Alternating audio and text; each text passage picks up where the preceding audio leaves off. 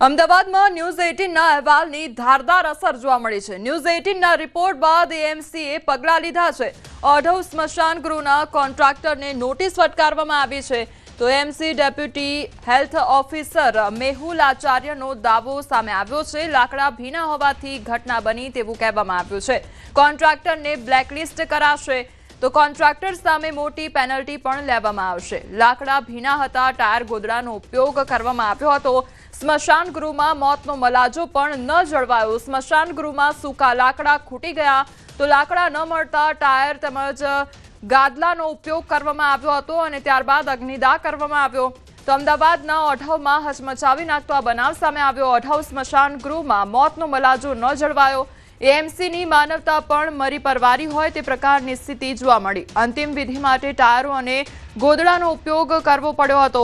ઓઢવ સ્મશાન ગૃહમાં સૂકા લાકડા ખૂટી પડ્યા તો લાકડા ન મળતા ટાયરોથી અગ્નિદાહ આપવો પડ્યો હતો। સ્વજનોની મજબૂરી તેમજ મૃતદેહને અગ્નિદાહ માટે ટાયર અને ગોદડાનો ઉપયોગ કરવો પડ્યો। ઓઢવ સ્મશાન ગૃહમાં મૃતકની અંતિમ વિધિ માટે આવેલા સ્વજન હિતેશ માળીએ એએમસી પર રોષ ઠાલવ્યો છે। તો ટાયર તેમજ ગોદડાથી અગ્નિદાહ આપતા 4 કલાક જેટલો સમય અંતિમ વિધિ માટે થયો હતો। લાકડા ન મળતા આખરે ટાયર અને ગોદડું નાખી અંતિમ વિધિ કરવામાં આવી હતી। તો પરિવારજનોએ એએમસીના સીસીઆરએસમાં પણ ફરિયાદ કરી છે।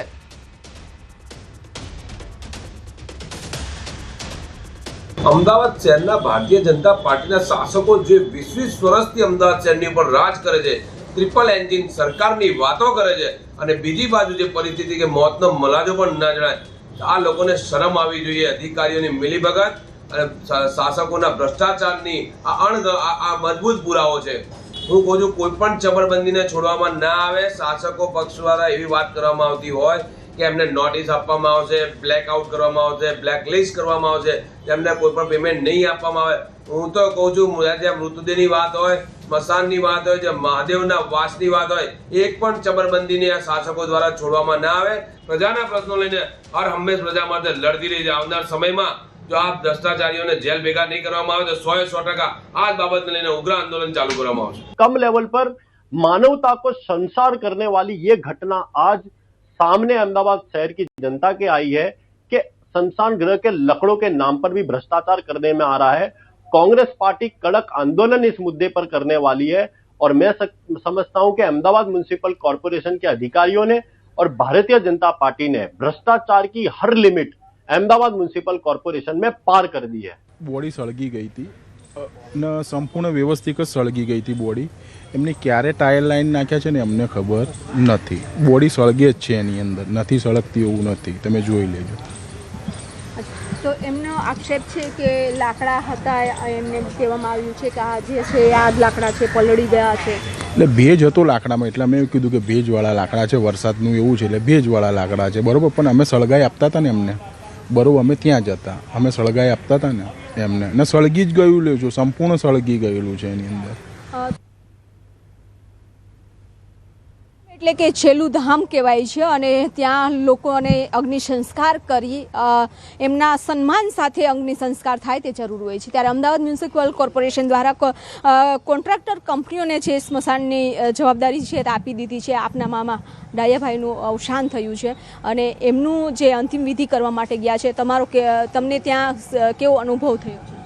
બેન, અનુભવમાં તો એવું છે કે અમે વરસાદ ઝીણો ઝીણો ચાલુ હતો, અમે લગભગ 11:15 વાગે એન્ટર થયા અને અમે બોડી ત્યાં મૂકી પ્લેટફોર્મ ઉપર અને પછી અમે ત્યાં અંદર ગયા એટલે અમને કહે કે લાકડા તમે બધા લઈ આવો। એટલે અમે લોકો અમારા જે સ્વજનો હતા એમને કીધું કે બધા 2-2, 5-5 લાકડા લઈને આવો, બરાબર। હવે લાકડા શું છે, બહાર બધા પડેલા હતા બેન। ગોડાઉનમાં ગયા તો ગોડાઉન ખાલી હતી। શું ગોડાઉનમાં એકે લાકડું નહોતું, છાણા પડ્યા હતા। તો છાણા અમે કીધું આ છાણા સૂકા છે, બોલે એ તમને આપવા નથી, એ પૈસાથી અમે આપીશું છાણા। શું એટલે મેં કીધું સારું। તો અમે લાકડા લઈને ત્યાં ગયા। શું એટલે જે અગ્નિ જે અમને જે હેલ્પ કરે છે, જે માણસ ત્યાંનો હતો એ માણસે લાકડા ગોઠવ્યા। શું અને પછી એમને દાગ આપ્યો। લગભગ 11:30 વાગે દાગ આપવાનું ચાલુ કર્યું બેન। 4:30 વાગે બોડી ટોટલ બળી અને બોડી બાળવા માટે અમને એવું લાગ્યું કે ખરેખર આ લાકડું બળે છે કે બોડી બળે છે, અમને કંઈ ખ્યાલ ના પડી। અમે લગભગ કેટલી તો મોરસ નાખી, અઢળક મોરસ નાખી, તલ નાખ્યા, 4-5 કિલોથી ઉપર તો તલ લઈને નાખ્યા, ઘી નાખ્યું, શું કેટલા ડબ્બા ઘી ગયું અમારું. બેન એવું બધું બરાબર છે, બીજા કોઈને તકલીફ ના પડે. આ છેલ્લું ધામ કહેવાય, મુક્તિધામ, અને આ છેલ્લામાં છેલ્લું બધાને જવાનું છે બેન. શું હા, એટલે શું છે કે અમને બહુ દુઃખ થયું. બાજુમાં બોડી બળતી હતી, એ માણસ ગરીબ માણસ હતો, એને ગોદડું લઈને રૂ બાળ્યું બેન. હવે રૂ બાળવાથી બી બોડી ચેતન ના થઈ તો એ ટાયર લઈને આવ્યો, રિક્ષા ભરીને ટાયર લાવ્યા. શું ટાયર લઈને બોડીના નીચેના ઉપર નાખ્યા બેન. શું એ બોડી સળગતી જ રહી. લાકડા હતા જ નહીં કે લાકડા હતા, બધા પલળેલા હતા, ખાલી એક ટ્રક જેટલા લાકડા. અમે ત્યાં પૂછ્યું તો એમને એમ કહ્યું છે કે જે છે આ લાકડા છે. શું એટલે બહુ શું માંગ છે કહું? અમારે કોઈ નહીં, બીજા અમદાવાદમાં બધે સ્મશાન ગૃહમાં કોઈ પબ્લિકને તકલીફ ના પડે. આ છેલ્લું ધામ છે, બધાને જવાનું છે. શું હા, એટલે આમાં જરા વધારે ધ્યાન આપે તો બહુ સારું. બિલકુલ, કારણ કે જે રીતે અનુભવ રહ્યો છે કે તેમની સ્વજનને ત્યાં લઈ ગયા હતા, અંતિમ ક્રિયા કરી રહ્યા હતા સ્મશાને, પરંતુ તેમને લાકડા ન મળ્યા. જે લાકડા હતા એ પલળેલા હતા. ત્યારે હવે કોર્પોરેશન દ્વારા છે તે એક્શન પણ લેવામાં આવશે. કોન્ટ્રાક્ટ કંપનીને બ્લેકલિસ્ટ કરવા માટેની પણ આદેશ છે તે આપવામાં આવ્યા છે. પરંતુ આ આવી જે સ્થિતિ થઈ છે એ સ્થિતિ કોઈ સાથે ન થાય તેવી પરિવારજનોની માંગ છે. કેમેરામેન નિલેશ સોસા સાથે વિપુ પટેલ, ન્યૂઝ 18 ગુજરાતી, અમદાવાદ. અમદાવાદમાં રહેતા ડાયાલાલ માળીનું અવસાન થયું છે અને તેમના પરિવારજનોએ આક્ષેપ કર્યો છે કે મોતનો મલાજો સાચવી ના શક્યા અને અંતિમ વિધિ પણ અધૂરી રહી. તેનું મુખ્ય કારણ છે કે સ્મશાને તેઓ અંતિમ વિધિ માટે આવ્યા હતા, અગ્નિ સંસ્કાર માટે આવ્યા હતા, અને પરંતુ જે આ સ્મશાન છે ઓઢવમાં આવેલું, તેના જે લાકડા છે તે લાકડા બહાર પડ્યા હતા. જોકે વરસાદની આગાહી હતી, પરંતુ વરસાદ આવ્યો અને આ લાકડા પલળી ગયા. ત્યારબાદ જે વિધિ કરવા માટે આવ્યા ત્યારે આ લાકડા પલળેલા હતા અને અહીંથી એવું કહ્યું કે આ લાકડા જે છે આ જ લાકડા છે. જોકે છાણા હતા, પરંતુ તેને આપવામાં નહોતા આવ્યા અને તેમાં પરિવારજનોએ આક્ષેપ કર્યો છે કે જે સ્વજન હતા તેમને ગોદડા અને ટાયરથી અગ્નિ સંસ્કાર છે તે કરવા પડ્યા છે, અને એવું બીજા લોકો સાથે ન થાય તેવું પણ માંગ કરી છે. કારણ કે જો વરસાદની આગાહી હતી, આટલું ગોડાઉન છે તેમની પાસે, તો તેમ છતાં પણ આ લાકડાને આ ગોડાઉનમાં શા માટે ના રાખવામાં આવ્યા? જો અત્યારે અમે ન્યૂઝ 18 છે તેમને અહેવાલ પ્રસારિત કર્યો અને ત્યારબાદ કોર્પોરેશનનું તંત્ર છે તે દોડતું થયું છે અને આ જે ગોડાઉન હતો તેમાં આ લાકડા બહાર હતા અને બહારથી આ લાકડા ભરી દેવામાં આવ્યા અને અત્યારે પણ આ સ્થિતિ જોઈ શકો છો કે લાકડા પલળી ગયેલા છે. આ તમામ લાકડા હવે અગ્નિ સંસ્કારમાં કામ આવે તેવા સ્થિતિમાં રહ્યા નથી, પરંતુ તંત્ર દ્વારા હવે એક્શન લેવાની વાત કરી રહ્યા છે કે જે કોન્ટ્રાક્ટર છે તેને બ્લેકલિસ્ટ કરાશે, તેના ઉપર કાર્યવાહી કરાશે. પરંતુ જો વરસાદની આગાહી હતી તેમ છતાં લાકડા કેમ બહાર રાખ્યા છે અને જો અંતિમ સંસ્કાર કરવા માટે આવ્યા છે તો એમના અંતિમ સંસ્કારની વિધિ શા માટે તેઓએ ગોદડા અથવા તો ટાયરથી કરવી પડી છે? કેમેરામેન નિલેશ સોસા સાથે વિપુ પટેલ, ન્યૂઝ 18 ગુજરાતી, અમદાવાદ. ભાવનગરમાં વરસાદી પાણીમાં રસ્તો ગરકાવ થઈ ગયો છે અને મહુવા તાલુકાના સેદરડા ગામે વાડી વિસ્તારમાં અવરજવર માટેનો જે માર્ગ છે તે આજે પણ પાણીમાં ગરકાવ થયેલો જોવા મળી રહ્યો છે. સૌથી વધારે પ્રભાવિત થયેલ મહુવા તાલુકામાં ગ્રામજનોનું જનજીવન અને ખેડૂતોની મુશ્કેલીમાં હજી પણ ઘટાડો થયો નથી. તો સેદરડા ગામના ખેડૂતો અને ગ્રામજનો પોતાના જીવના જોખમે સ્થાનિક નદીમાંથી પસાર થવા માટે મજબૂર બન્યા છે. મહુવા પંથકમાં પડેલ ભારે વરસાદના કારણે મોટાભાગના ગામડાઓમાં પાણી ઘૂસી ગયા છે, જેનાથી ગ્રામજનો આજે 4 દિવસ બાદ પણ પ્રભાવિત થયેલા જોવા મળી રહ્યા છે. તો ભાવનગરમાં સતત વરસાદી માહોલ જોવા મળી રહ્યો છે અને તેના કારણે રોડ રસ્તા તેમજ કોઝવે પર પાણી ભરાઈ ગયા છે, જેના કારણે ગ્રામજનો હેરાન પરેશાન થઈ રહ્યા છે. સંવાદદાતા નીતિન અમારી સાથે જોડાઈ ગયા છે. નીતિન, ભાવનગરના અત્યારે ગ્રામ્ય વિસ્તારોમાં કયા પ્રકારની પરિસ્થિતિ છે? શું પાણી ઓસરવાને લઈને કોઈ પણ પ્રકારની પરિસ્થિતિ જોવા મળી રહી છે? જે ચોક્કસ વાત કરીએ તો આજે અવિરત વરસાદને લઈને મહુવા જિલ્લો છે તે સૌથી વધુ ભાવનગર જિલ્લામાં જે મહુવા તાલુકો છે તે વધુ પ્રભાવિત થયો છે. અને ખાસ કરીને વાત કરીએ તો મહુવાના જે સેદરડા ગામનો જે વાડી વિસ્તાર છે તે અવરજવર માટે જે એક માર્ગ છે તે માર્ગ સંપૂર્ણપણે છે જે ધ્વસ્ત થયો છે, ધરાશયી થયો છે અને ગરકાવ થયો છે પાણીમાં. તેને લઈને ગામના લોકો છે તેને હાલાકીનો સામનો કરી રહ્યો પડ્યો છે. હાલ તંત્ર દ્વારા આ અંગે કોઈ પણ કાર્યવાહી હાથ ધરવામાં નથી આવી કે કોઈ ડાયવર્ઝન અથવા તો આ જે ધરાશયી થયેલો માર્ગ છે તેને રિપેર કરવા માટેની કાર્યવાહી છે તે હાથ ધરવામાં નથી આવી. જી નીતિન, સમગ્ર માહિતી બદલ આપનો આભાર. દીવના દરિયામાં ભારે કરંટ જોવા મળી રહ્યો છે. નાગવા બીચ પર ભારે પવન ફૂંકાયો છે તો દરિયામાં ઊંચા મોજા પણ ઉછળી રહ્યા છે। પ્રવાસન સ્થળ દીવમાં ભારે પવન સાથે કમોસમી વરસાદ વરસી રહ્યો છે તો કમોસમી વરસાદના કારણે પ્રવાસીઓ અને ધંધાર્થીઓ હેરાન પરેશાન થઈ રહ્યા છે।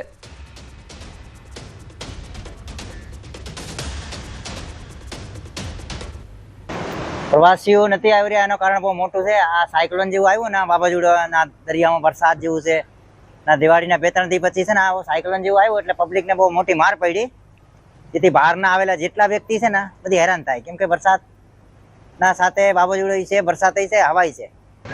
હાલ અમે પહોંચ્યા છે પ્રવાસન સ્થળ દીવ ખાતે અને દીવની અંદર ભારે પવન સાથે વરસાદ છે તે વરસી રહ્યો છે। હું આપને સીધા નાગવા બીચના દ્રશ્ય બતાવીશ કે આ નાગવા બીચ છે અને નાગવા બીચ ઉપર ભારે પવન ફૂંકાઈ રહ્યો છે, દરિયાની અંદર ભારે કરંટ છે તે જોવા મળી રહ્યો છે। જોઈ શકાય છે જે પ્રમાણે આ પ્રવાસીઓ છે કે પ્રવાસીઓ દરિયા કિનારે છત્રીઓ લઈ અને માંડ પોતે અહીંથી પસાર થઈ રહ્યા છે। જોકે દરિયાની અંદર ભારે કરંટને લઈ અને ક્યાંક ને ક્યાંક પ્રવાસીઓ હોય કે પછી સ્થાનિક લોકો હોય, આ તમામ છે તે મુશ્કેલીમાં મુકાયા છે, કારણ કે હાલ વેકેશનના હવે થોડું ગણતરીના દિવસો બાકી છે અને પ્રવાસન સ્થળ દીવની અંદર કહી શકાય કે જે ધંધાર્થીઓ છે તેમના માટે આ કમાવા માટેની સિઝન હોય છે, પરંતુ ચાલુ વર્ષે જ્યારે દિવાળીની બેસતા વર્ષ બાદ સતત કમોસમી વરસાદ છે તે વરસી રહ્યો છે અને છેલ્લા 24 કલાકથી પ્રવાસન સ્થળ દીવની અંદર ભારે પવન ફૂંકાઈ રહ્યો છે, દીવની અંદર વરસાદ છે તે વરસી રહ્યો છે અને તેમને કારણે પ્રવાસીઓ પરેશાન થઈ રહ્યા છે, તો સાથે સાથે દીવના ધંધા રોજગાર છે તેમના ઉપર પણ ભારે અસર પડી રહી છે। દિનેશ સોલંકી, ન્યૂઝ 18 ગુજરાતી, દીવ।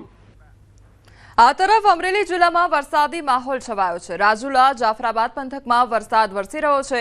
જાફરાબાદ, પીપાવાવ, રાજુલા સમગ્ર પંથકમાં અવિરત વરસાદ વરસ્યો છે। સતત વરસાદથી ખેડૂતોની હાલત કફોડી બની ગઈ છે તો અમરેલી જિલ્લામાં પણ વરસાદી માહોલ જોવા મળી રહ્યો છે। બીજી તરફ ખેડૂતોમાં ચિંતા સતાવી રહી છે તો રાજુલા અને જાફરાબાદ પંથકના દ્રશ્યો સામે આવ્યા છે।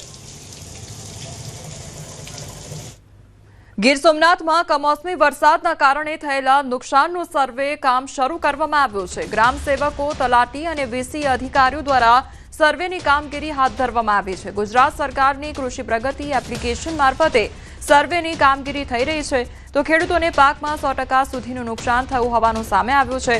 ખેડૂતો હવે સરકાર તરફથી તાત્કાલિક સહાયની અપેક્ષા રાખી રહ્યા છે।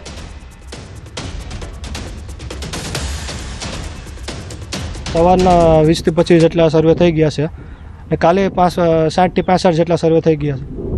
સર્વેની કામગીરી છે, કયા રીતની કોઈ મુસીબતનો સામનો કરવો પડે એવું કશું ખરું? નહીં, મુસીબતનો સામનો નથી કરવો પડતો। ખેડૂતોને બહુ નુકસાન છે, જ્યાં જોઈએ ત્યાં બધું પાથરા પલળી ગયા છે, સોયાબીન હાવના પાથરા પલળી ગયા છે, આ બધું નુકસાન છે, કોઈ જાતનું કંઈ બાકી નથી રહ્યું ખેતરમાં। ને ખેડૂતને જે મગફળી છે, સોયાબીન છે, કપાસ છે, એનો સર્વે કરું છું। કેટલાક સર્વે છે? અત્યારે 20 થી 22 જેટલા અત્યારે થઈ ગયા ને કાલે 60 થી 65 જેટલા થયા છે। છેલ્લા એક સપ્તાહથી પડી રહેલા કમોસમી વરસાદે ખેડૂતોના પાકને બરબાદ કરી નાખ્યો છે। બદલાયેલા વાતાવરણથી ઠંડીના બદલે ચોમાસું ફરી બેઠું હોય તેવો ઘાટ સર્જાયો છે। મગફળીનો પાક વરસાદી પાણીમાં સતત પલળતા કાળો પડી ગયો છે, જેના કારણે મગફળીના દાણા પણ સડી ગયા છે। આ પ્રકારની સ્થિતિમાં ખેડૂતોએ કરેલો ખર્ચ પણ માથે પડી રહ્યો છે, ત્યારે સરકાર દ્વારા સર્વે કરાવીને ખેડૂતોને યોગ્ય વળતર અપાય તેવી માંગણી ઊભી થઈ છે। ચોમાસાનો વરસાદ પૂરો થયો, મગફળીનું વાવેતર કરેલું હતું, મગફળી અમે અમારા કાઢી અને છેલ્લા 3-4 દિવસથી વરસાદ ચાલુ છે। એ વરસાદ ચાલુ થવાના કારણે મારી કાઢેલી મગફળી સંપૂર્ણ બગડી ગઈ, કારણ કે ભૂકું હાથમાં આવે એવું નથી, એટલે ઢોરોનો ઘાસચારો પણ હવે નવેસરથી વાવવો પડશે। હાલ આજે કુદરતનો કેર છે, લોકોને ચોમાસું વાવેતરમાં તો ઘણી તકલીફ પડી હતી, પણ પાક લેવામાં પણ એનાથી વધારે તકલીફ છે। આજે તૈયાર કોળીઓ છીનવાઈ ગયો છે, તો સરકારને નમ્ર વિનંતી કે કંઈક સામું જુએ તો ખેડૂતોને નવું વાવેતર કરવામાં અને નવા ખર્ચા કરવામાં કંઈક સહાય રહે। હાલમાં મારું વાવેતર 30 વીઘામાં છે। વીઘાનું અંદાજે 15,000 ખર્ચો થયેલ છે, અંદાજે 4 લાખ રૂપિયા ખર્ચો થયો છે। અમારું મગફળી બિલકુલ હાર્વેસ્ટિંગના તૈયારી જ હતી અને બિલકુલ વરસાદ ચાલુ થઈ ગયેલ, મગફળી બિલકુલ કાળી થઈ ગયેલી, ઉગવાનું જર્મિનેશન ચાલુ થઈ ગયેલ છે। ટૂંકમાં અમારે મગફળીમાંથી છોકરાઓને ફીઓ ભરવાની હતી, ખર્ચા બીજા આર્થિક કરવાના લગ્ન પ્રસંગ આવી ગયેલ, તો છતાં અમારે કઈ રીતે કરવું? હાલમાં અમે સરકાર આના માટે કંઈક વિચારે તો સારું। એક તરફ ખેડૂત શિયાળુ પાકની વાવેતર માટેની તૈયારીઓમાં શરૂઆત કરી હતી, સાથે જ મગફળીના પાકને બહાર કાઢવાની શરૂઆત હતી, ત્યાં જ હવામાનમાં સતત પલટાના કારણે સ્થિતિ હવે બદલાઈ ગઈ છે. આપ જોઈ શકો છો કે જે મગફળી ઘરે પહોંચવાની હતી તે તૈયાર કરેલી મગફળી, કાપેલી મગફળી અહીં જોઈ શકો છો દ્રશ્યોમાં કે જે પ્રકારે હવે પાણી ભેગી થઈ ચૂકી છે, જે પ્રકારે પાણીમાં સોત વળી ગયો છે, કાળી પડી ગયેલી મગફળી હવે જે નુકસાની ખેડૂતોને ભોગવવાની આવી છે. અરવલ્લી જિલ્લામાં જે પ્રકારે 1.5 લાખ હેક્ટરથી વધુ જમીનમાં જે પ્રકારે વાવેતર કરવામાં આવ્યું હતું મગફળી, કપાસ, સોયાબીનનું, ત્યારે મગફળીમાં સૌથી મોટું નુકસાન અહીં જોવા મળી રહ્યું છે. હવામાને એ પ્રકારે કરવટ બદલી કે અનેક ખેડૂતોની જિંદગીની પણ કરવટ બદલી નાખી છે, કારણ કે સામે આવતા લગ્ન સિઝન હોય ત્યારે જે સ્કૂલોના ખર્ચા હોય, બાળકોને ભણાવવાનો ખર્ચ હોય, એ કાઢવાની જગ્યાએ હવે જે ખર્ચ બિયારણનો કર્યો છે તે પણ નીકળે તેવી સ્થિતિમાં નથી. એટલે કે આ સંજોગોમાં ખેડૂતના પડતા પર પાટું પડ્યું છે અને આ સંજોગોમાં તેઓ મીટ મારીને બેઠા છે કે સરકારના અધિકારીઓ આવશે, સર્વે કરશે અને તેમને જે સરકાર દ્વારા કોઈપણ પ્રકારની એક સહાય મળે તેવી તેમની માંગ જોવા મળી રહી છે. હાર્દિક પટેલ, ન્યૂઝ 18 ગુજરાતી, અરવલ્લી. અમરેલીમાં કમોસમી વરસાદ બાદ ખેડૂતોના નુકસાનના સર્વેની કામગીરી ખોરંભે ચડી ગઈ છે. ખાંભા અને રાજુલા તાલુકામાં સર્વે અંગે ખેડૂતો અને સ્થાનિકો દ્વારા વિરોધ નોંધાયો છે. સાવરકુંડલા તાલુકાના સરપંચોમાં પણ નારાજગી જોવા મળી હતી, જેના પગલે તાલુકા પંચાયત ખાતે સરપંચોની બેઠક યોજાઈ. જિલ્લાભરમાં હજુ સર્વે કામગીરી શરૂ થઈ નથી. જો કે સાવરકુંડલા તાલુકાના ગ્રામ્ય વિસ્તારોમાં બપોર બાદ સર્વે શરૂ થવાની શક્યતા છે. ખેડૂતો હવે તાત્કાલિક સહાયની અપેક્ષા રાખી રહ્યા છે. એવું કહેવામાં આવ્યું કે તમારા ગામના છોકરાઓને પણ તમે સર્વે કરવા મોકલો, એટલે એની પણ આઈડી બની જાય અને સરપંચોને કોઈ હવે અસંતોષ નથી આ બાબતથી. અને બધા ગામના સરપંચોને કહેવામાં આવ્યું કે તમારા પોતપોતાના ગામમાં સર્વે કરી નાખો. પણ અમારા સાવરકુંડલા તાલુકાની મારી પાસે સરપંચોનો અસંતોષ હતો, એટલે બપોર સુધી મોકૂફ રાખ્યું હતું. બપોર પછી અમે ચાલુ કરવાના છીએ.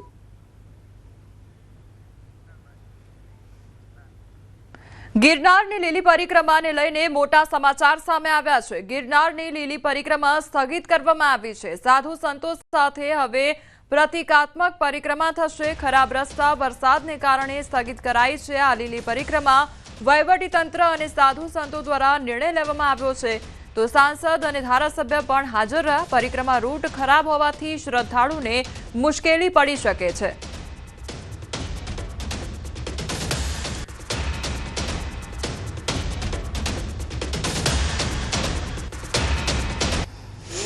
જ્યારે અમે નિરીક્ષણ કર્યું ત્યારે અમને ખબર પડી કે પરિક્રમાવાસીઓને અતિ મુશ્કેલી પડે એવું છે.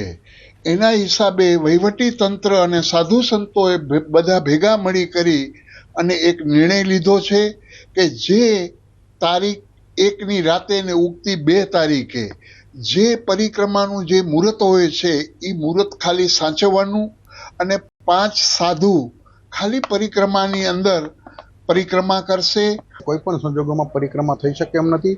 અંદર શેવાળબાજી ગયેલ છે, કીચડ થઈ ગયેલ છે, લોકોને લપટવાની અને પડવાની ખૂબ મોટી સંભાવના હોવાથી પરિક્રમા કરવી હિતાવહ ન હોય અને પરિક્રમા જો કરીએ તેના કારણે જાનમાલનું નુકસાન થવાની શક્યતા હોય છે, જેના કારણે અમારા અન્નક્ષેત્રોએ પણ અંદર અન્નક્ષેત્રો રાહવાની આ વખતે બંધ રાખેલ છે.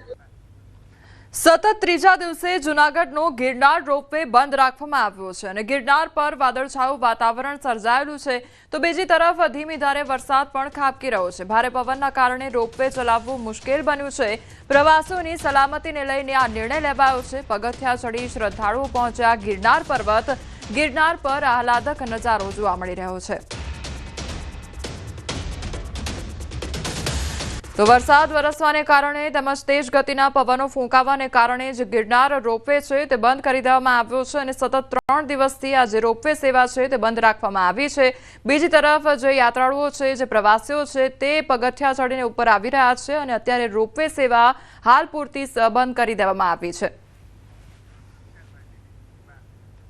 બનાસકાંઠાના ડીસા તાલુકાના માલગઢ ગામના પૂર્વ સરપંચ અને વેપારી કુંદનલાલ કછવાએ આત્મહત્યાનો પ્રયાસ કરતા ચકચાર મચી જવા પામી છે. આત્મહત્યાના પ્રયાસ પહેલા કુંદનલાલનો વિડીયો પણ વાયરલ થયો છે, જેમાં તેમણે કોલ્ડ સ્ટોરેજના વિવાદ અંગે આજીજી કરી હતી. કોલ્ડ સ્ટોરેજમાં દાવો દાખલ કર્યા બાદ ધમકીઓ મળતા તેમણે આ પગલું ભર્યાનું જણાવ્યું છે અને દગો કરનાર વેપારીઓને કડક સજા અપાવવાની વિડીયોમાં માંગ પણ કરી છે। વિડીયો બનાવ્યા બાદ કુંદનલાલે બંદૂકની ગોળી મારી આત્મહત્યાનો પ્રયાસ કર્યો હતો।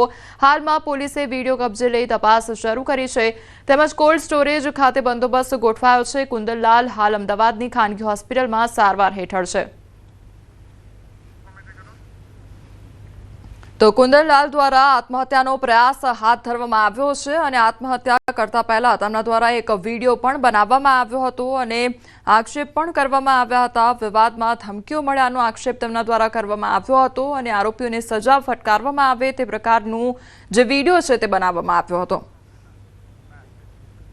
તાજેતરમાં આમ આદમી પાર્ટીમાં જોડાયેલા જિગીશા પટેલ આજે ગોંડલ પહોંચ્યા હતા અને તેમણે સરદાર સાહેબની પ્રતિમાને પુષ્પાંજલિ અર્પણ કરી અને જણાવ્યું કે અરવિંદ કેજરીવાલની વિચારધારા તેમની જેમ જ ક્રાંતિકારી છે। વિચારધારામાં સમાનતા હોવાથી તેઓ આમ આદમી પાર્ટીમાં જોડાયા હોવાનું જણાવ્યું। તો જિગીશા પટેલે કહ્યું કે જો 2027માં પાર્ટી તેમને ગોંડલથી ટિકિટ આપશે તો તેઓ ચૂંટણી લડશે અને જીતશે પણ।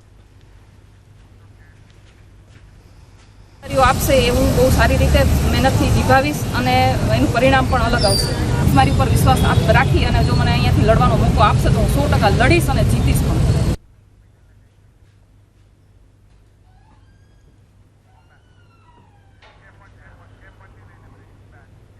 સમાચારોમાં આગળ વધીએ તે પહેલા રોકાઈશું એક બ્રેક માટે।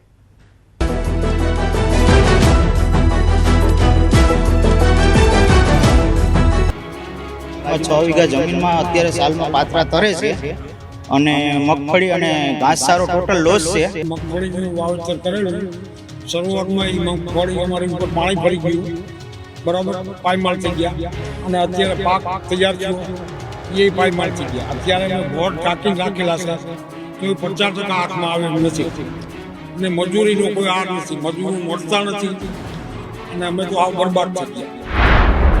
આ ખેડૂતો બરબાદ થઈ જાય એવો કમોસમી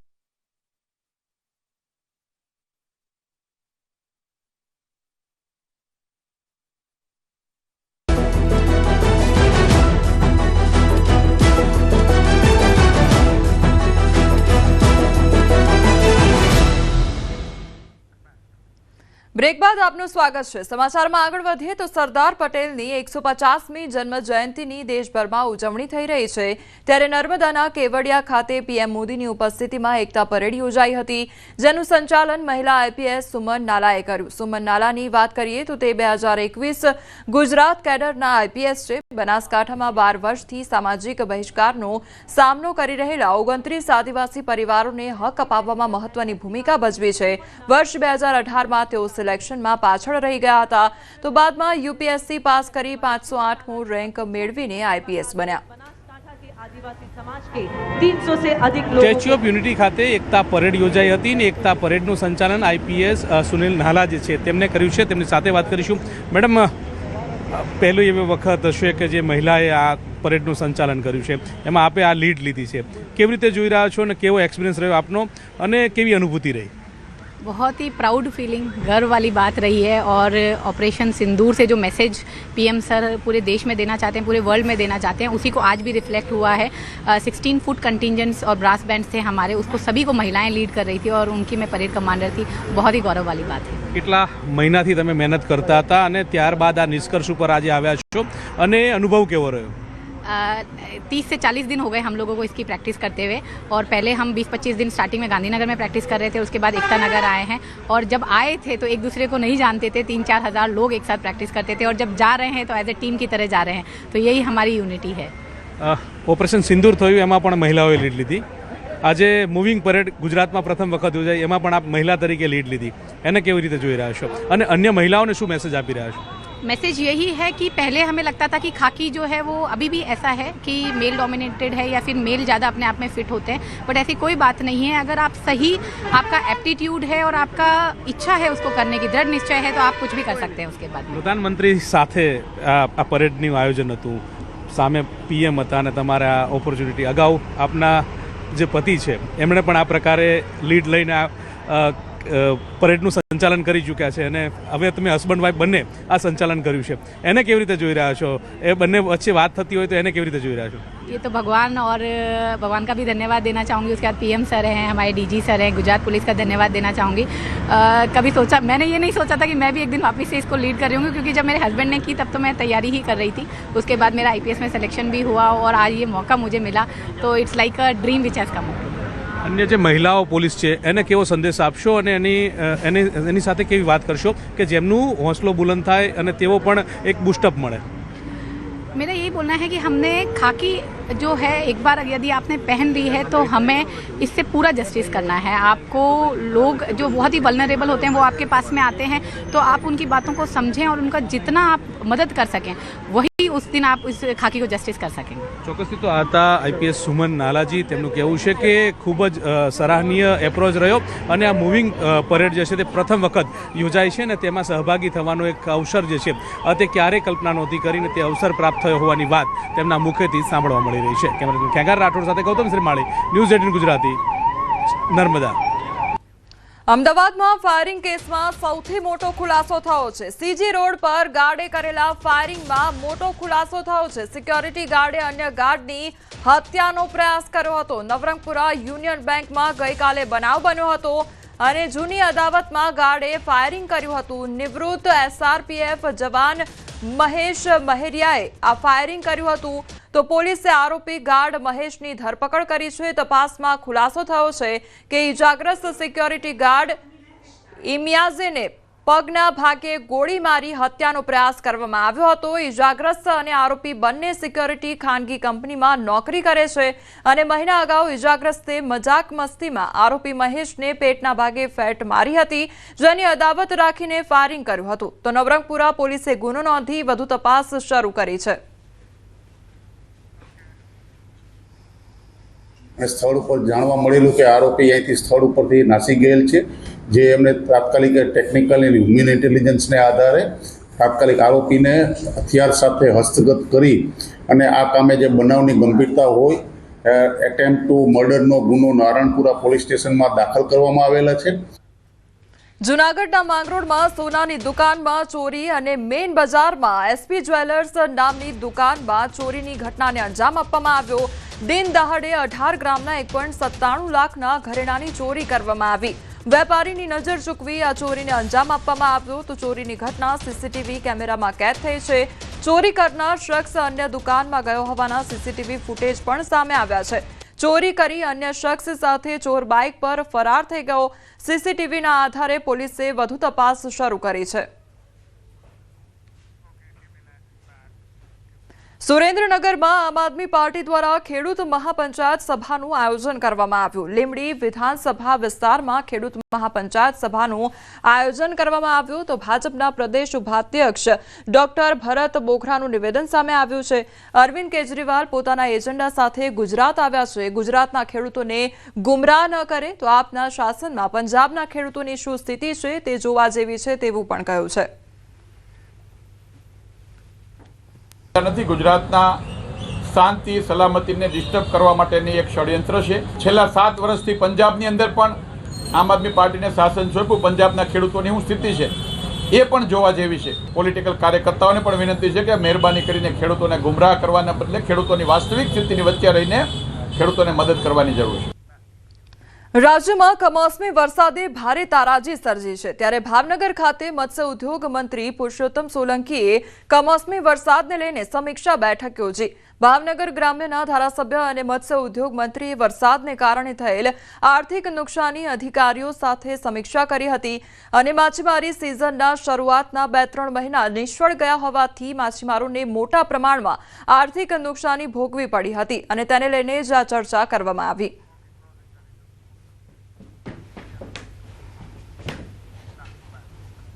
હાલ સમાચારોમાં બસ આટલું જ. વધુ સમાચાર માટે આપ જોતા રહો ન્યૂઝ 18 ગુજરાતી. નમસ્કાર.